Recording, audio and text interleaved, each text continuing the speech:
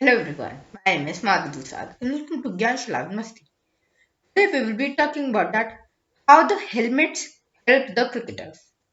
So as you know, the helmets always help the cricketers to get saved from the ball because the ball comes at extreme speeds. So if they get hit by the ball without the helmet, they would actually die. So whenever the ball hits the head directly, so what happens?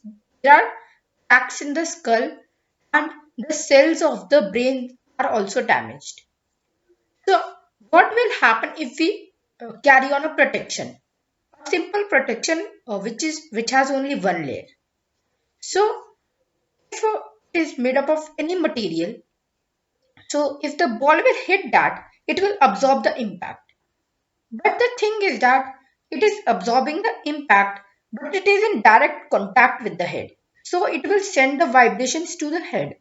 Even after absorbing, it will send the vibration into the head and it will cause a concussion, which will also damage the cells in our head.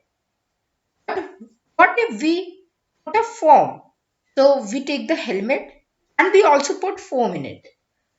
So according to Newton's second law of motion, the momentum goes down with time.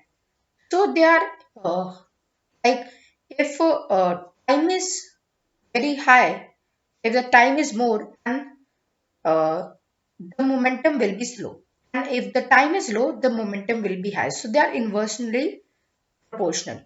So if we increase the time, when the ball will hit the helmet, the shock wave which will be there, it will go inside a head, but its time will be increased. So it will almost nullify the momentum in it. So that's why it will protect the head. So this is the same thing that is in the shells of the turtles. Shells of the turtles also have a similar protection with a tough outer layer and a softer thinner layer to absorb the impact. So hope you like this video. If you liked it, please share it with everybody and please subscribe to the channel also. Bye.